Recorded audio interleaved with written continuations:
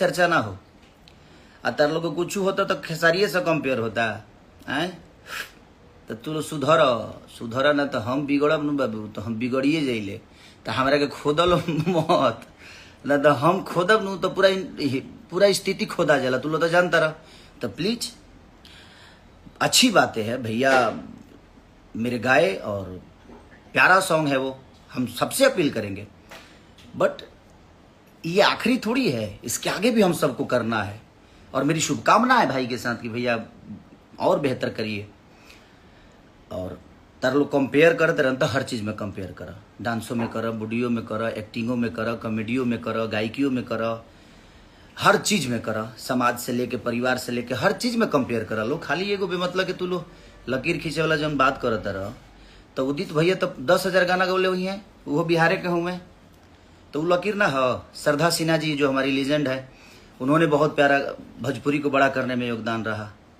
पंकज त्रिपाठी जी बिहारे के हैं, हमारे गोपालगंज जिला के हैं, उन्होंने हिंदी में इतने बड़े बड़े लेवल पे काम किया। वो गौरव नहीं है, वो लकीर नहीं है। मनोज बाजपेयी जी, संजय मिश्रा जी, भरत शर्मा जी, गोपाल राय जी, ये जितने भी हैं लीजेंड जो हैं, ये सब का है भाई? ये सब वो लकीर ना हो। तारा लोग बेमतलब कि खेसारी से कंपेयर, मैंने कहता हूँ खेसारी के नीचे देखावे के बा, क्योंकि नीचे देखा दला से क्यों बड़ा हो जाई ना। हमारी शुभकामना है कि हमारी भोजपुरी भाषा के और भी मेरे भाई हैं और जगह लोग हिंदी में गाएं, लेकिन उससे हमारी भाषा का कोई मान सम्मान नहीं बढ़ने वाला।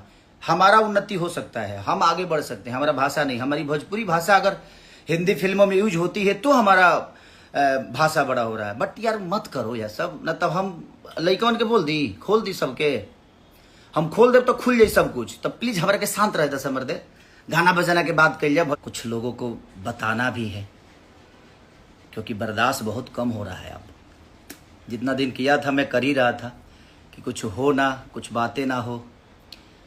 और भैया से भी मैं यही कहूँगा कि भैया आप अपने साथ रहने वाले लोगों को थोड़ा सा समझाइए, न तो हम खुलब तो खुल जाइले। हम तो तार लोग सब जना के पता है, हम खुलब तो खुल जाए। तो हमारे के खोलल मत। आ के का हो, के का ना हो, के कैसन हो, के कौन लकीर खींचेला, के का कैले बा, हम काल बतियाब। अभी ये बार ना बतियाब, नहीं जा तनी शूटिंग पर। तो तू लो या तो तू सुधर जाए ना, तो हम बिगड़ब ना। तो तू लो जान तरह पूरा स्थिति बिगड़ जाला। तो हम भैया से, अपने बड़े भैया से रिक्वेस्ट करेंगे कि वो आपके साथ रहने वाले 24 घंटे लोग हैं, उनको प्लीज आप थोड़ा सा कह दीजिए।